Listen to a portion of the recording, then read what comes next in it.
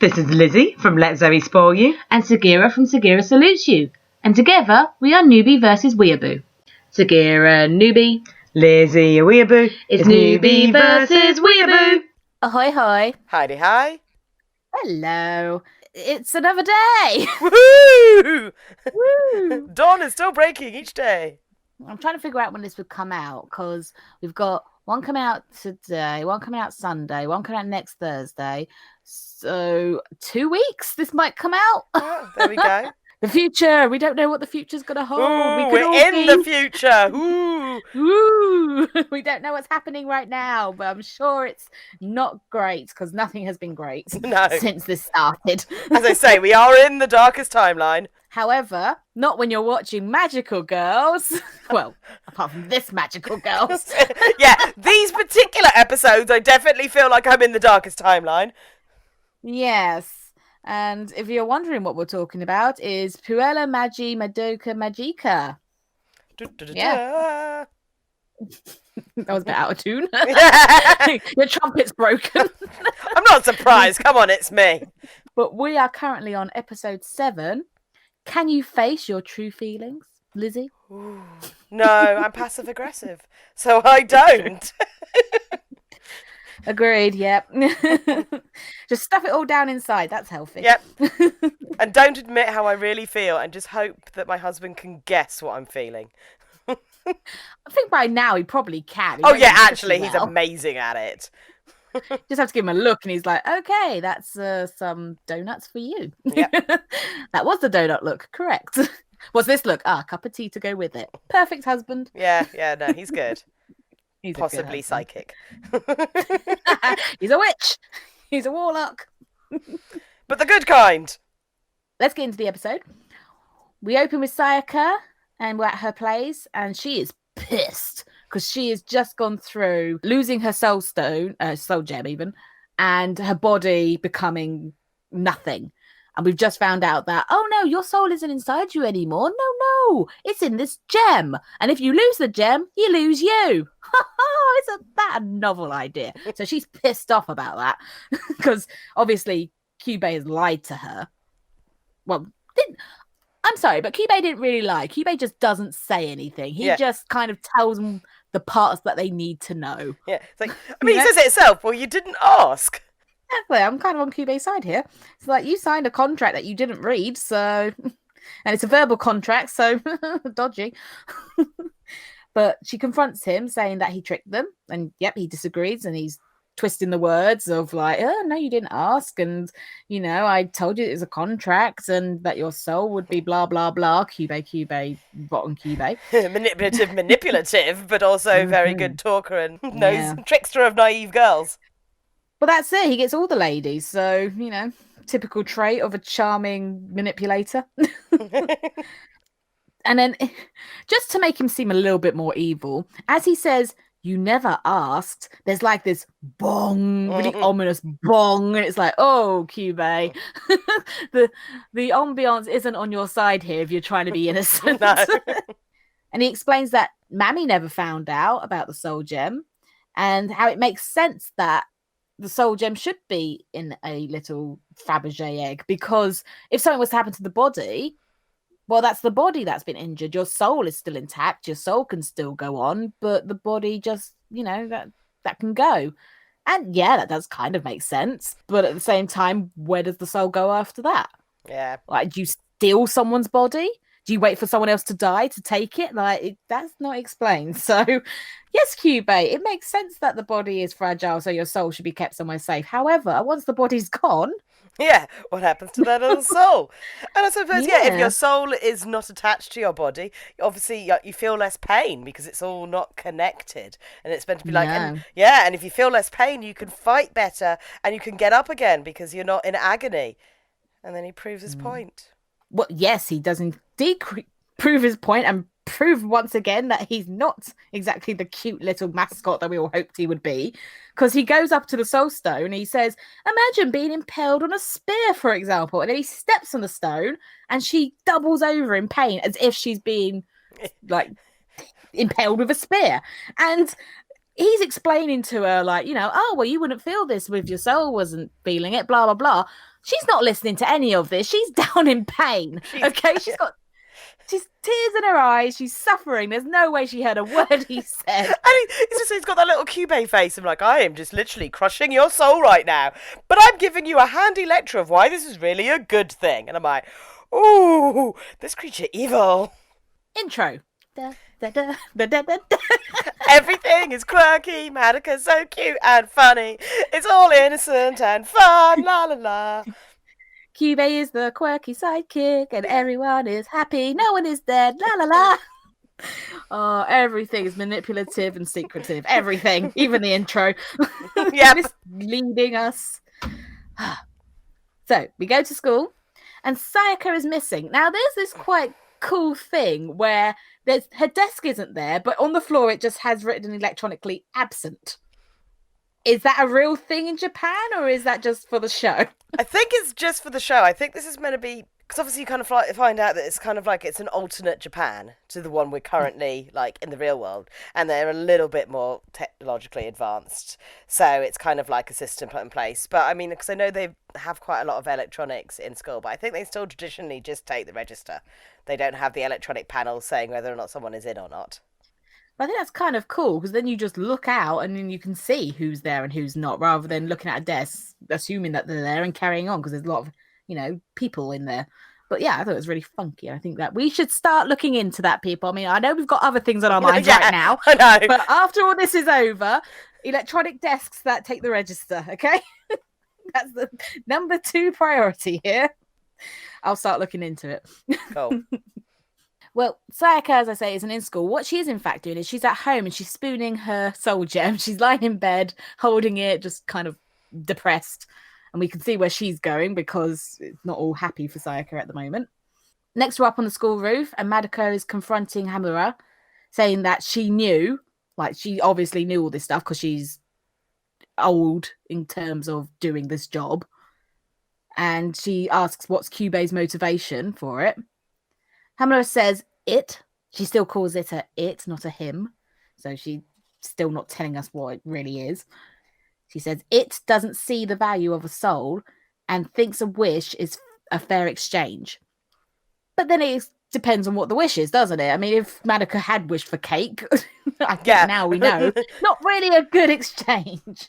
But there seems to be a lot of drawbacks for selfless wishes. So, like, say you were like, let's wish for world peace or something. It would cause something horrific in return. Well, something that I'm starting to pick up on this is it's a lot of karma-based things. Like, you do this and this will happen. Yeah. You do this and this catches up to you. So, yeah, that seems to be a little theme here. Yeah, and you can't get something for nothing. Madoka thinks the whole thing is cruel. It's so cruel. Yeah. Such a anime word. Cruel. Cruel, yeah. Hamura says the price of a miracle is greater than a human life. Depends again. Yeah. I haven't got any examples, but there's things like small miracles, like your daily miracles, but then there's like actual legitimate miracles. But you have to be so confident in what classifies as a true miracle to actually kind of like want to like have a give away a soul for it. And it's like, if you're Christian, obviously, like the miracle of like Jesus coming back from the dead was a major thing. But like an actual modern society, that's, if you don't believe in that, that's not a known fact. And it's like, is like wishing for someone to come back from the dead truly, it's a miracle, but is it actually the best thing? Because you have no idea what the consequences of that death could lead to, or who could step up in that person's place, depending. And it's also the idea that things are predetermined.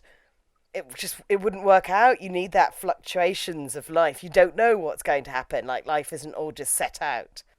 So Hamura again tells Madoka to forget Sayaka, and this is her new job. It's like, this is it now for her. You just forget her, because if she dies, you're going to be in more pain. So just don't worry about her. Forget. Yeah. Madoka thinks that Hamura is cold, and Hamura says that she thinks that she's no longer human, because she's been doing this so long that she's lost a bit of that humanity, that kind of caring side, because you can't in this job. You've got to stop. Like it keeps alluding to, it's kind of a selfish thing being a magical girl. Yeah. but we don't know much about Humura and her background because we know that she's an irregularity, as it's been said. So we don't quite know what's going on with her right now. She's a mysterious girl. And we see the star on her fingernail again, so clearly it is something. Back in Sayaka's room, she's wallowing, and she gets a psychic message from Kyoko, who's outside, and she wants to talk to her. Because now they have a common interest of Kyubey lied. Because Kyoko didn't know either.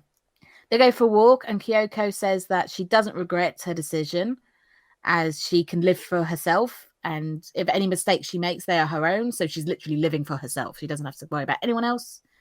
They end up in a dilapidated church, which is really pretty. And it's giving me like Legend of Zelda time temple feels. She's like, ha ha. And Kyoko throws Sayaka an apple. She's got a bag of apples and she throws ones at Sayaka.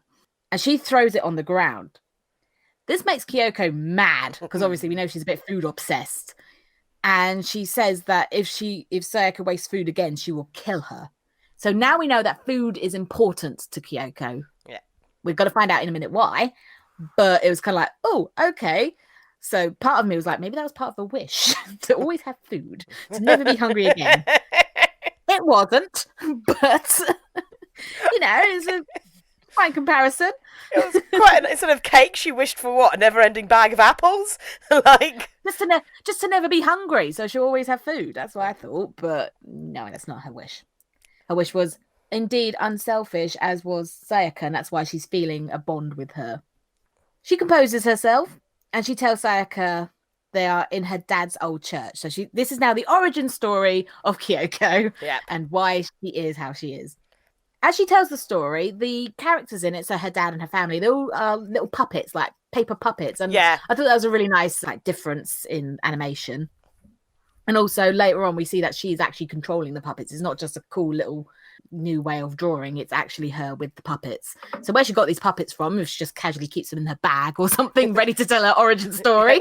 By the way, would you like to see the most tragic puppet show ever? Oh, it's got all good things on it. But she says that her dad was a preacher and he was preaching to the congregation, but it was about something that wasn't Bible related. So they didn't like it and they got rid of him. And they're like, you're a crazy man, leave. We're not listening to you anymore. And this is his job and his livelihood. So if no one's going to come to him and listen to him and give him money for it, they're going to be poor. And so she says they suffered financially and they end up having very little food. So this is where food importance comes in. Yeah. Essentially ended up living on the street after he got excommunicated by the church.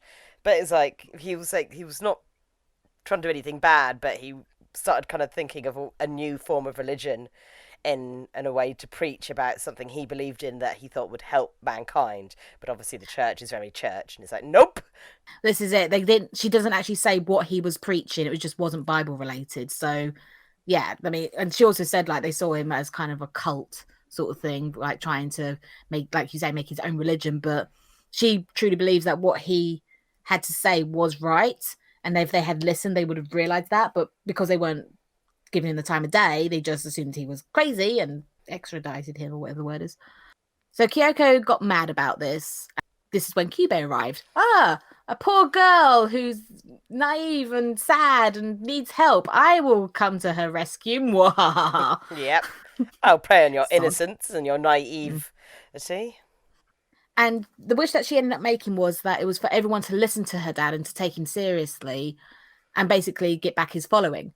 So if we are to take into consideration that Sayaka's wish made her have the power to heal herself, wouldn't this make Kyoko's power to have people listen to her? I'm not 100% sure that Kyubey was telling the full truth then. Because it just seems too convenient, because nobody else really seems to have an extra ability. No, but this is it. It's because, like I said, it's interesting to find out the other girl's wishes to find out what their extra power is. But if this was Kyoko's wish, how does it relate to a power? Yeah. Unless it's that she's a really good talker. Can manipulate people to do what she wants, which we know it isn't true, because Sayaka didn't like her from the off. Yeah. Because if she had said right, I want you to leave and never come back, Sayaka would have done that, because she would have been she would have used the power of convincing someone to do something. but she didn't. So obviously that's not a power, and Yeah. we don't know. So yeah, I think you're right. I think Cuvée is being a little sod again. When they say that the congregation have come back and started following, all of their eyes turn red, but also they end up with this stone, and it's the same stone that she has in her dress, the red oval shape with the gold around it. It's kind of like the representation of her wish, her heart, and it's to show that what she desires, her wish was imprinted on all these people. So they weren't doing it because they believed in what he was saying. They're doing it because she wished them to go and listen. So it's just a kind of visual representation of showing that they have all kind of basically been indoctrinated by her wish. It's not free choice. Well, while her dad was preaching in the day, she was off fighting witches at night because she was like, hey, we are saving the world together. You're helping people with your words. I'm helping them by killing witches. We're an amazing team. Whoopee. Once dad finds out that, everything was a wish and she's fighting witches, he's not happy because he's a man of God and she's become unnatural and not a thing of God. So he calls her a witch herself. He goes crazy, kills the family and himself, and then leaves Kyoko all by herself. So the wish was crappy. Yes. And this is the whole thing going back to do not wish for something for someone else because you don't know if that's what they truly want. Yes. She says it was her wish that brought down her family by wishing for someone else. And she's only now going to use magic for herself. She's going to be totally selfish. She's like, I've learnt my lesson. I tried to help someone out. It fell flat on its face. Nothing good came of it. So if I just help myself, then I can't hurt anyone but myself. That's it. Which, that's what other lesson are you going to learn from that? Yeah. there's no other side to it. It all just blew up. She's still a young, impressionable girl. And with her backstory, you can tell why she's the way she is and why she wants to be selfish. And she's in her right to be because she tried to do what was right and good and pure. And it basically got her entire family killed. And it got her dad to hate her because he realised that his congregation didn't actually have any real honest interest in what he was saying. So she's like, yeah. And also why she's always eating because she was starving and living on the streets. Kyoko now wants Sayaka to start being more selfish, more like her, because she says, oh, Sayaka's like, so you want me to be selfish like you? And she's like, yes, do it. Be like me. Be selfish. Because, like I said, they're in the same situation where they both wish for someone else. And though it doesn't seem like it's happened yet, something bad's going to happen for Kyosuke and Sayaka because that's what happened to Kyoko. It was all good up until he found out. And then it all went to pot. So it could happen to Sayaka as well. Sayaka apologizes for misunderstanding Kyoko at the start, saying like, look, okay, I totally got you wrong. And now I can understand you because you've told me your story. But she will not regret any of her decisions. She wants to use her magic for good still. She's still got in her head of Mammy and she just wants to help people because that's her character. She is a good person at the end of the day. She judges Kyoko for how she got the bag of apples because she says, because now we know it wasn't her wish. Yep. She's like, so how did you get those apples? I want no part in eating them if they're stolen. She doesn't say stolen, but we alluded that they've been stolen. She starts to walk off and Kyoko is now mad. And she doesn't understand why Sayaka won't just use her unique powers for herself. Sayaka says she won't change and if it bothers Kyoko, then she can kill her and she won't judge her for it because she's a good person. And, it's like, well, if it bothers you, kill me. It's in your right to do so. This is all in the morning, by the way, before school, because now Sayaka is walking to school. I know. It's like, whoa, that was a busy morning. What a start of the day. Exactly. Nice way to start your day. Right. I've just had, this person tell me their horrific backstory.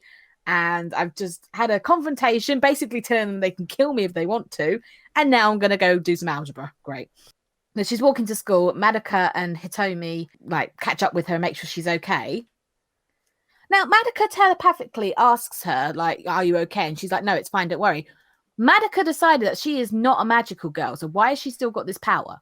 If she's already decided, I don't want any part of it. Because Cuvée still wants her to be a magical girl and knows that the more Madoka is connected to Sayaka and the more she feels sorry, the more likely she is going to make a wonderful wish to help her friend. He's a little devil, that one. Yes, he is. Sayaka sees that Kyosuke is limping his way back into school. So she's now like, oh, he's back. Oh, my heart. Oh. She doesn't want to talk to him. And the girls are getting concerned because they're like, oh, no, she's not acting like herself. That's your friend. Why aren't you going over? Oh. So Hitomi thinks this is the right time to take Sayaka to lunch and say to her, hey, I'm in love with your best mate. You know that guy that you've been looking after and been friends with forever and clearly have a really strong connection with? I'm in love with him. And it's like, oh no. And Sayaka being her is like, I'm so happy for you. Yay. It's like, oh, you're not though. Hitomi wants to be sure that Sayaka doesn't have feelings for him, and she gives her a day to either come clean or step aside. And I mean, that's kind of fair. It's forcing someone's hand because it's like you can't just go through life wanting someone but then being upset if they're with someone else if you're not going to try to be with them. So, you know, I'm giving you a chance. Go tell him your feelings. If not, then I'm going for it because I'm not putting my happiness on hold for you because it's not fair. I'm fine with Hitomi doing that. She's giving her a chance. She's not just going, hey, he's mine now, bitch. Exactly. And she says, like, you were there first. It's only right that you get the opportunity to, like, express your feelings. But, yeah, I'm not going to hold back if you don't. It's now nighttime, and Madoka is waiting outside for Sayaka to go on their witch hunting. And Sayaka confesses that she had a moment when she was with Hitomi that she wondered if she should have saved her. Because then she wouldn't be in this situation where Hitomi wants to date her love interest. And she feels like herself that she can't be with Kyosuke because she's essentially a corpse, and who would want to kiss and hug a corpse? Not that Kyosuke would know unless she told him. Yeah. But with the way that Sayaka is, I reckon that she'd end up telling him because she doesn't want to keep secrets and things. And this is the person that she'd be in love with and would be her partner. So, yeah, she'd end up telling him, which... And then there's all these connotations of, like, if she's her soul's in something else and her body's just like a vessel, does it age? Does it, like, you know, does it heal? Does it have any biological function still? Like, you know, obviously they're still eating because it's life, but yeah, we don't know if they're going to age. She doesn't know if, like, what happens if, like, her soul gem rolls away in something and she just keels over, and Kyosuke will never know why his girlfriend is just suddenly keeled over. And it's too much pressure, and her head's still just thinking that she's just a corpse at the moment. Yeah, so she's made that decision that she can't tell Kyosuke her feelings, so he's going to end up with Hitomi, and that's something that she has to deal with, is that. But, you know, Kyosuke's still got his own opinion. He may not want Hitomi. We don't know, but, you know, we're just assuming that. I mean, obviously, she thinks her friend is beautiful, and she's the most popular girl in school, so why wouldn't he? But... you know, he's a nice boy. He might not. He might be all about the violin at the moment. So she has a good cry with Madoka, and she feels better after a good cry. Don't we all feel better after a good cry? Sometimes we just need that. And after that, she's ready to kick some witch butt. Kyoko is waiting and watching the labyrinth. So we don't see Sayaka and Madoka go into the labyrinth, but Kyoko is sat on, like, some scaffolding looking at this portal of a labyrinth. And it seems like she can see what's going on inside. And then Hamura appears, and she's surprised, saying, why haven't you gone in? Like, oh, you're here, witch is here. Go. So Kyoko is saying that she's fighting a witch, not a familiar. And she kind of alludes like this is a test kind of thing. Like, this is the first time she's doing it, so let's see how she does, sort of thing. At least she gets a grief seed that can help, that she can keep. So it's kind of like, okay, so she's going to fight a witch, so we can see how she does there, but also she'll get that grief seed. So all this selfishness that I'm talking about, she can get that grief seed and keep it for herself, and she can see how it can benefit her, sort of thing. So she wants her to be selfish. She wants her to see why it's good to keep things for yourself. Hamura is surprised that Kyoko is helping Sayaka, but she hasn't seen the church and the story and the horrificness they just went through together. No, yeah, exactly. Most depressing puppet show ever. Yay. Inside the labyrinth, Sayaka is fighting, it looks like a multi-headed dragon. And as it stands, from everything I've seen, this is my favorite thing so far. The way it's done, I think it was so good. It's all done in silhouettes. All you can see is kind of their eyes at some points and sometimes their facial expressions, but it's all done in black silhouette, side on. And around the outside of their silhouettes is the color that they are. So around Sayaka, it's blue. round Kyoko, it's red, and it just it's such a nice alternative way of watching it, and yeah, I really liked it. I was like, oh, pretty, I like it. And then of course when there's blood, it's obvious that it's blood because everything's black and white, and it's like blood. I love the monochromes. I mean, they do it a lot in anime. They know how to like have the contrasting colors, and sometimes have lots of detail, sometimes have no detail, sometimes like reverse it, so it's just, but those black and the fluidity of the shapes as they fight, and the witch with all its various weird hands with faces, things coming out of the girl's back, it's just like beautiful. So much motion in just a black and white image. Nah, this is like I've said, my favorite scene so far. Sayaka's fighting it, and it looks like she gets impaled on a tree that is produced by the witch. But then we see Kyoko has arrived, and she's come to help her. Sayaka is not happy with this. She's like, nope, it's my fight. So she goes running back in, and the witch is at the end. It's actually like a girl, and she cuts its head off. But then many more grow, and then she starts hacking at those. And then something clicks inside Sayaka, and she goes cray-cray. She starts slashing and laughing manically, and she just, it's kind of like, again, comparing it to Evangelion, when Shinji gets unhinged and just starts going at like the angels. She's completely blocked out the pain now. She has decided that she's going to switch it off, and she says like, this is easier. It's easy to switch off your pain, and you will win, basically. But it's also like switching off her humanity. Yes. So what makes you a person? And it all goes to black, and Madoka just begs her to stop. And that's the end of that episode.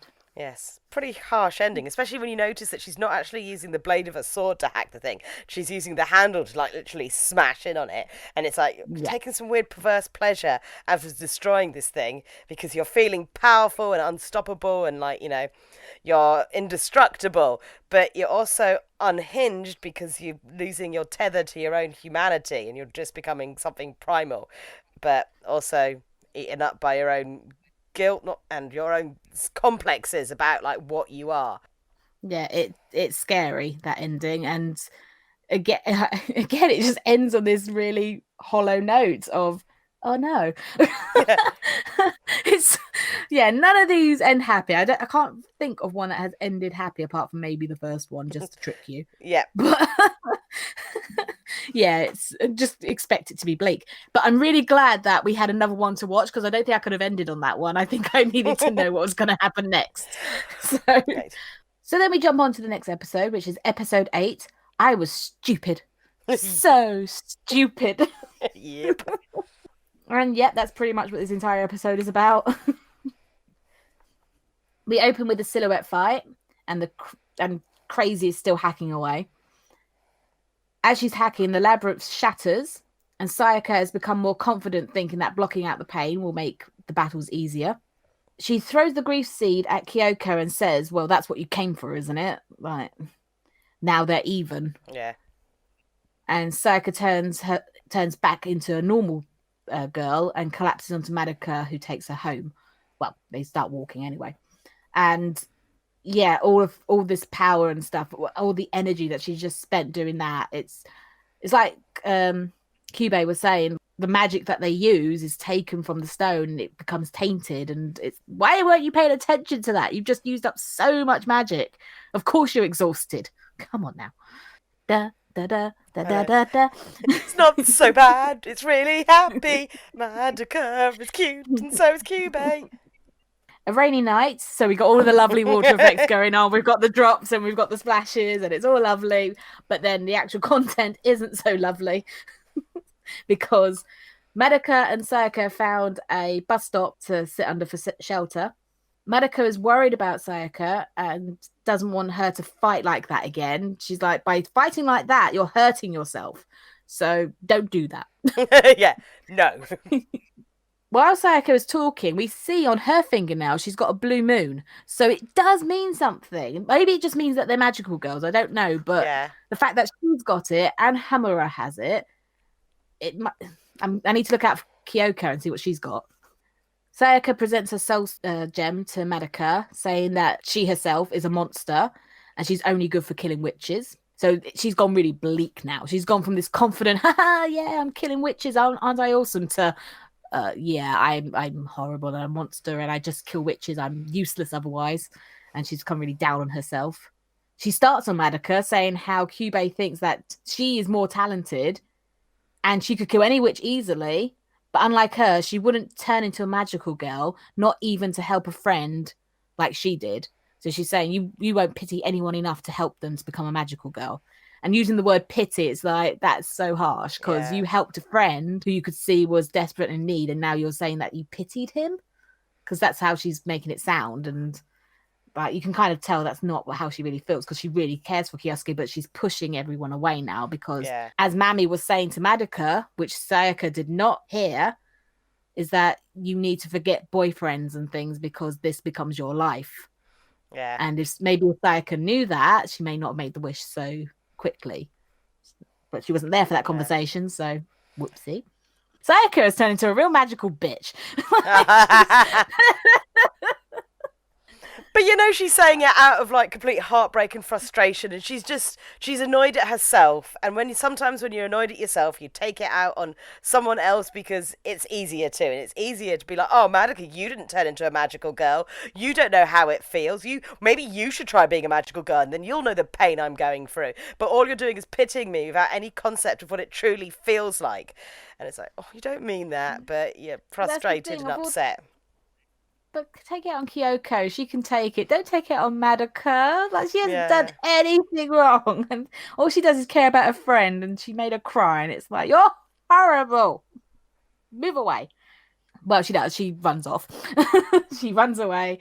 And she regrets how she spoke to Madoka. She starts saying, I'm so stupid. Because obviously it was all heat of the moment. And she just wanted to get away from her. And like I say, it feels like she's pushing everyone away from her now because she feels like her life is kill witches and that's it. Yeah. No social life, no boyfriends, nothing. And that fact she doesn't really feel very human anymore. At Humura's place, which is very, I don't know, alternative. She's got, you've got your lovely seating area and then your typical blades swinging across the room and, just the typical stuff you'd see in a Japanese home. Yeah, it's a bit avant-garde murder clock vibe. Yeah, I'd go with that. Who'd live in a house like this? Homura is talking to Kyoko about the upcoming witch battle that they talked about earlier. Kyoko wants to know what the deal is. She's like, right, yeah, we can talk about this, but I want to know why it's happening. Kyubey appears, is like, I want to know as well. Kyoko is not pleased to see him because the last time she saw him, he said, you're a zombie. Your bodies are useless. And she's not happy with him right now because obviously he's not to be trusted. He's there to warn them that Sayaka is deteriorating due to the lack of magic and she has a curse upon her. This will make trouble for them too. So it just add to the thing of this witch coming. It's like, yep, you got a witch coming and then you got this girl who's losing everything and she's losing her mind, she's losing her soul, she's just losing it. So yeah, deal with that as well. It's also that scene is Homura obviously knows way more of what the situation's going, and Kyoko's like, but how exactly do you know these details? She's like, I've just got the details. But how do you know the positions? How have you correlated this data? I just have. It's like, but what were you doing to gain the information to correlate the data? I just do. So you're like, you know what this is? This is a conversation between me and you about Evangelion. But why does this happen? Why is this going? You'll find out. Yeah, but why is it? You'll find out. I mean, as I say, it's literally in this episode you find out. But it's just like, well, obviously Kyoko doesn't, but we find out why. But at the time, it's like, oh, you poor frustrated girl. Yes, I feel bad for Kyoko. I know where she's coming from. It's like, yes, I know what it's like to have someone else know all the answers, and you're sat there going, but why? But why is this happening? I'm not telling you, but why? Torture. Homura tells him to leave and he disappears into the darkness like a really creepy thing. And she tells Kyoko that Sayaka's soul stone is tainted and if it's not purified soon, she cannot be saved. Grim. This poor girl. She's just been roped into this, Sayaka. Like, this had nothing to do with her. She was just in the wrong place at the wrong time and now she's going through all this bull. Like, poor girl. In class, Sayaka is missing again and Madoka is worried, of course. Because the last time she saw her, she was running away in the rain. Cut to Hitomi walking with Kyosuke. And she's about to tell him because she's like, I have to talk to you. Madoka's gone to Sayaka's place and she didn't come home that night. So, of course, now Madoka is like, oh my gosh, my friend is lost. So she's off on an epic journey to go find her friend. We see Hitomi and Kyosuke having a conversation, but we can't hear it. It's just all silent. But we know what they're talking about because Hitomi said what she was going to talk to him about. And we see Sayaka is spying on them. And it cuts from that to her fighting what is obviously a familiar because there's no grief seed at the end. And she is knackered. She is so tired. And her soul stone is almost black now. She's obviously just been fighting all these familiars, not witches, because she's too weak to fight a witch, but she doesn't want to stop fighting, so she just goes for the familiars so they can't kill anyone else. Yeah, basically, and she also knows that if she kills them as familiars, they'll never turn into witches, so they won't, like, eat, 4 or 5 people. So she's still thinking, like, twisted version of, like, I'm still a hero of justice because I'm destroying these things before they get a chance to do more harm. She needs to go around and smash some pots and cut some grass, and maybe then things will appear like rupees and whatnot. So Zelda. Okay. No, I was gonna say, like, I'm playing Bloodborne and I've played Dark Souls. Every time I see a vase, I'm like, barrel roll through all those pots, smash as many vases and pots as you can, because you never know what shiny might be hiding behind them. Exactly, and that's what she needs to do. Hamura appears to tell her that she needs to fight witches, and she gives her a grief seed. Sayaka throws it back, thinking that there's more to it than that because she doesn't trust Hamura. And she refuses to move on her morals. She's like, no, I'm going to stay good. I'm going to keep fighting until I cannot fight anymore. And also she'll fight with anyone that disagrees with her, which at this point is everyone. Hamura says that she'll die. And Sayaka gives no Fs about this. She doesn't trust Hamura. And like I say, she'll keep going until she's dead. Hamura says that it's for Madoka. And it's all about Madoka. Don't elaborate on that? No? Okay, that's fine. No. As I say, you'll find out. Mm-hmm. No, I mean, Hamura doesn't stand on it, not you. Magical girl transformation. Hamura says she doesn't care if Sayaka dies. She only cares how it will affect Madoka. And if she makes Madoka suffer, she will kill her herself. Right, Hamura. Clearly Madoka's important to you. Kyoko appears and stops Hamura.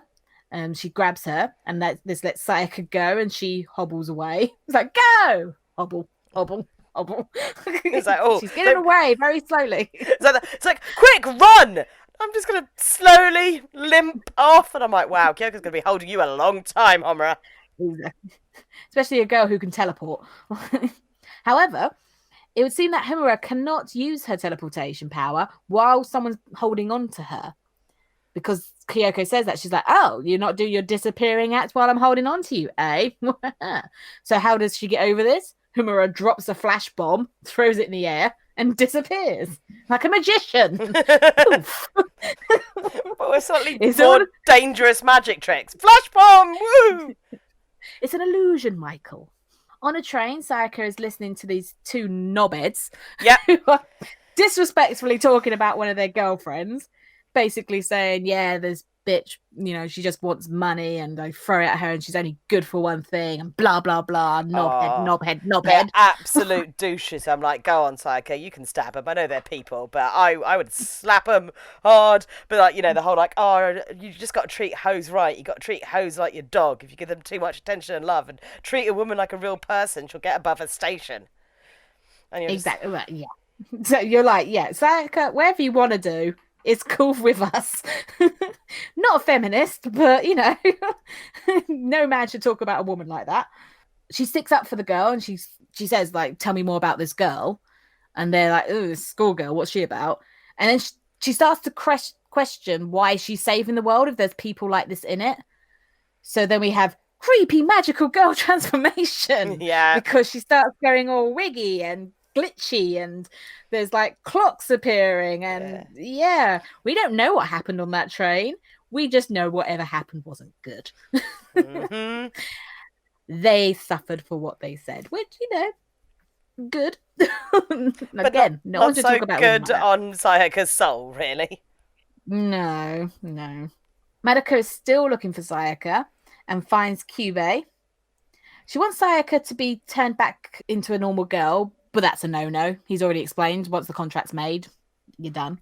They talk about how Sayaka had made her own decision, not based on what Madoka did, because Madoka's like, it's all my fault. Maybe if I'd become a magical girl, she wouldn't have become a magical girl. And Kyubey's like, no, she made her own destiny. Like, it doesn't matter what you would have done. And to be honest, if Madoka had become a magical girl sooner, Sayaka would have done it anyway because she wants to be with her friends. So, because they were a little team. Madoka questions why she's the powerful one, as they keep saying to her, you've got good potential and all this. Kyubey's like, I don't know, you just are. Lie, lie, lie. He tells her the potential she has, and he says that she could even wish to become a god if she wanted to. And she asks, would that make her more powerful than him? And would she be able to undo the contract with Sayaka? And he's like, that'll be child's play to you. Yes, you could do anything you want.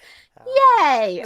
Tell you whatever you want, really. Yeah. It's just like, yeah, you are the most powerful being in all the universe. In fact, you shouldn't even be that powerful, but you could make any dreams come true, any wishes. It would be amazing. Save all of humanity. Yeah, because she's going back to saying, I'm so useless and I can't do anything. But if I'm a magical girl, I could save the world. And it's like, dude, you have parents who love you and are so supportive of you. You have friends who love you so much. Why are you so down on yourself? Like, really? What has got into your mind to make you think you are so useless? You are surrounded by loving people. Yeah. But how do you get there? Stand out. She's not like the best of the best in like Japanese society, where she's just regular, and there's a lot of pressure to be better than regular. Well, she decides that this is the time to make her wish. So she's about to make a wish to help Sayaka when Trypophobia alerts. Oh yeah. Kyubey gets shot. And when I say shot, I don't just mean shot. I mean bullet holes aplenty. And oh, my eyes. I can still see it now. It's, Trypophobia was properly triggered. I have to admit, I'd forgotten about what he did next. And between the Trypophobia and your other nom nom nom phobia you were telling me about, I was sitting there going, Neek's going to hate this scene so much. Oh, God. Yep, wasn't a happy one for me. I mean, also, it's a cute little cat thing as well. So again, that was like, oh no. So all the things that I hated were in this scene. All they needed was a clown to appear and I would just be done. I'd be like, nope, this is a big old nope for me. But yes, so he's been shot with bullet holes aplenty and he dies. Poor Madoka is just sat here with this holy cat thing next to her, just like, oh my God. And then Homura appears. She's like, you're dead. Homura gives Madoka a pep talk saying, you are not useless. I don't know why you keep thinking this about yourself. You are so important. So many people will be sad if you died. If you become a magical girl, you will die. And she starts getting overly emotional. So you get the feeling of, right, she means more to you than you've led on to believe. We know that she meant something in the first place because you were trying to deter her from being a magical girl in the first place. But now we see how much she means to you from the fact that you're actually crying. This is the first form of emotion that we have seen from you. Madoka starts to get the feeling of this has happened before. She's like, I'm sure we've had this conversation. Have we met before? So she's getting a bit of deja vu. And she runs away, saying, I have to go help Sayaka. Bye. Okay. Just leave the holy thing on the thing and leave you crying down there. Bye. I'm too freaked out by all this. Bye. Yeah. But she does. She sounds like something is just not right about where I am right now. I've just got to get away from this situation. I mean, there is a holy carcass and a weird crying girl on the floor. So, I'm going to go find Sayaka. Well, then Kyubey comes back to life because we already know that Kyubey is not Kyubey. We know that Kyubey is something else. We knew this from the start. Well, not from the start, but from the creepiness. And he has his new body. He's the same body, but it's just a newer body. And he says he's got other ones that he can call upon, but he doesn't want to use them all up for Homura. And we learned that this is the second time she's done this to him. She's killed him twice. So she knows he's going to come back. But obviously this time it wasn't about killing. It was to prevent Madoka from making her wish. Yeah. So I also do like It's like, Ray, it's clones! So we're now on Kyubey 3! It always comes back to clones. Mothers and clones. Kyubey is their mother. No. Unless Hamura is Madoka's mother, in which case, yes, everything's the same. So yeah, he comes back. He says that because this is the second time you've killed me, I've been wondering about your teleportation and everything, and I've realised it's time manipulation. You're not from this timeline, are you? So she is from another time. I'm assuming an alternative timeline rather than the same timeline and going back in time, is what I'm assuming. So she's gone back to a point where time was the same to prevent the timeline going off to her timeline, is what I'm getting. Oh, Back to the Future. Oh. Yeah. We're time magicking now. It's wibbly wobbly, timey wimey. Science comes back into it. No more magic, all science. She says she knows what Kyubey is and what he's doing, and he confirms that she's trying to spoil his plan. Homura calls Kyubey an incubator. Dun, dun, dun. What? Oh, and also I forgot to mention he eats his own body, which I don't know how to feel about that, because it's kind of like, yes, it's cannibalism because he's eating himself, but at the same time, when he was eating it didn't really look like him, so I was kind of okay with it. I mean, if we saw him eating his own face or something, I'd be like, ah. It's kind of just a blob at that point. Still grim though, because he comes over and he just goes nom nom nom nom nom nom nom nom nom nom nom nom nom nom, and it's like a cat eating cat food, like that cute little nom nom nom nom nom nom nom, and then just looks up looking all happy, going, "Yeah, I just ate my own dead carcass. Delicious." By the way, you're a time wizard. And I'm just like, oh, Kyubey, you're being weird. But the fact that she says that he's the incubator, that then goes back to my thing of when he ingested the grief seed, because he was saying we need to get rid of the grief seed before it hatches. Yep. It's inside him and he's an incubator. Yeah.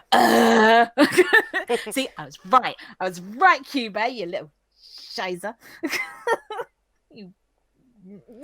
So he's doing things with the grief seeds. We then cut to Kyoko, who finds Sayaka down on the subway. Her soul stone is almost completely black, like literally like dots of blue. And she says that she saved a few people, but now what's the point? Because the world is crappy. Again, we don't know what happened on that train. It doesn't tell us what. We just know bad things must have happened. Yeah. And we start going into that whole karma thing. She says that because she wished for someone else's happiness, she is then cursed with misery. So she wished for Kyosuke to be better, but because of that, he's now back at school where Hitomi can be with him, and now she's miserable. And she can't do anything about it because she's a zombie girl. So it's that whole good. With every good thing, there has to be a bad thing to balance it out. And it's all that, like, what's, like, magical girls bring hope. What's the opposite of hope? Despair. And the fact is, like, you know, if magical girls are bringing hope and, like, magic, then witches are bringing curses and despair. What comes next is only natural. She then has a teardrop, which drops on the soul gem, and boom! Massive explosion. And then we see something appear, which... it's a symbol, but it looks like a grief seed. It's the same sort of thing. So, witch. And now we have Kyubey. And Kyubey says, as women are not fully grown, they are called girls. And if they will eventually become witches, it makes sense to call them magical girls. Dun, dun, dun. Yeah, the big twist. So, Kyubey is making witches. Yes. What a bastard. Yep.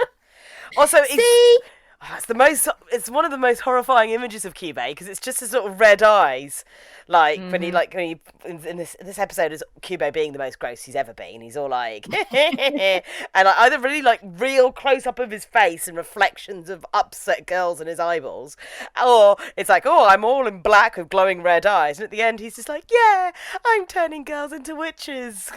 Isn't that great? And you're just like, oh, you dick. And it's like, yeah. But it makes perfect sense, because the more good Sayaka has done, the more despair it brought upon herself. And they did say that she's got a curse upon herself, and she didn't purify herself, and she didn't stay happy and positive and naive. She grew up and realised that the world is a harsh and shitty place and you can't just wish your problems away. Boom! You're a witch. Yeah, so your soul stones turn into grief seeds. I know. Depressing as hell. Yeah. So that's well, we don't know yet because we haven't watched the next episode, but as far as we know, Sayaka is doomed to be a witch. So they're literally killing magical girls. Yeah. So that whole thing at the start of when they're saying like a lot of the time magical girls kill magical girls, they weren't lying. No. I mean, I'm pretty sure that was what Mammy said. So Mammy said it without actually realizing she really meant it. Yeah, because obviously magical girls don't realise it. As they evolve, they turn into witches. And it's just that whole thing of like you finding the most vulnerable girls, the most naive, the most ones that need a miracle, offering them their heart's desires, only to know that it will always backfire, because you cannot just wish your problems away. You cannot just hope for a miracle to solve things, and it will eventually just corrupt you and turn you into a witch. And as there's more witches, they need new magical girls, and it's a vicious cycle. Yeah, I was going to say, because it's magical girls killing witches, but then they become witches, but then a magical girl will kill them to become more witches. So there must be something else rather than this just horrific cycle of killing and making new magical girls. Or is it just to bring misery on the world? We will find out, because obviously it's Kyubei's plan. Yes, exactly. But also they're saying about this big grand witch coming. Yes. And they keep saying that Madoka would be the most powerful magical girl, which would make her then the most powerful witch. So are they preventing that from happening, but they're still planning for it just in case it does happen? Or is it a completely different witch? Yeah, it's brought up a lot of questions. Yeah. Yes, will be answered, I know. But yeah, these are the questions I have now. And yeah, it's Kyubei, you little sod. I knew it. I knew there was something behind those creepy eyes and that odd grin. You cutie. Yeah, I mean, I'd started like by this point thinking there was something a bit up with Kyubei, but when I saw the soul gem turn into a grief seed, it wasn't until then I was like, holy moly, magical girls are witches. I hadn't spotted that twist the first time round I watched it. Now it makes a lot more sense. Like, I'm like, oh no, that's totally what's going to happen. But the first time I watched it, when Kyubei went there, well, girls are women, so witches come from magical girls, because they've grown up. And they were like, oh, no shit. But as I've said, like, it probably would have taken me this long to get to that point as well. It's just because we just come off of Evangelion. I've just been taught to not trust anything or anyone that I was onto Kyubei from the start. Because like, you're cute and cuddly. You're not what you seem. Yeah. Because also Lizzie would not give me something that was just a straightforward thing. It's like, what is the twist? What is the hidden meaning in this? There's a reason I'm watching this. That's the end of our 2 episodes. I know. So my question for this episode is, what would be your weapon of choice if you were a magical girl? Not just in general. My weapon of choice is always the same, Chulinks. What's Chulinks? Chulinks are the round circles that they're like rounded blades, but they're hollow in the middle. So they can be used just as like round circles that can probably slice through people's heads, or they can be infused with magic, so they can be flamey, but you can somehow throw them, but also psychically connect them. They're like round killer magic boomerang type things, but you can also thread them so that you can like make them. There's lots you can do with Chulinks.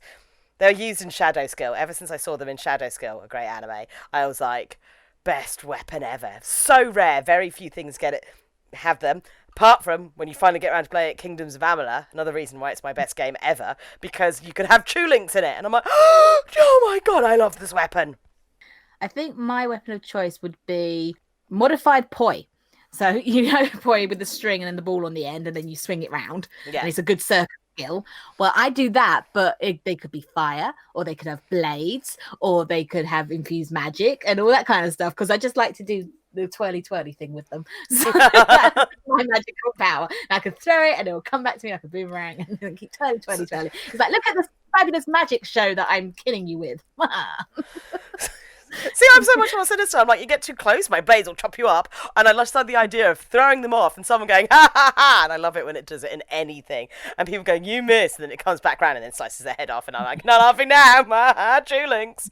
So we're just going to be twirly, deadly, magical, spinny girls. And it's just me going, look at the pretty light show. Haha, you dead. Yeah.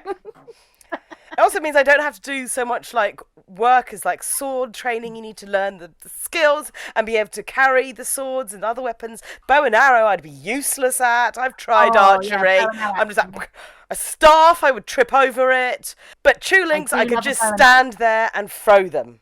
No, I do love a bow and arrow, I have to say. But no, I'm going to stick with my poi because I can do more with them. Yeah. Social media. Diddle-a-diddle-a-duh. Well, just to be exciting, mine are coming in some whizzy spinny Chulinks. Shwing, shwing, pew. Awesome. Are you throwing them? Yeah, of course I am. Mine are going to come in on bullet holes.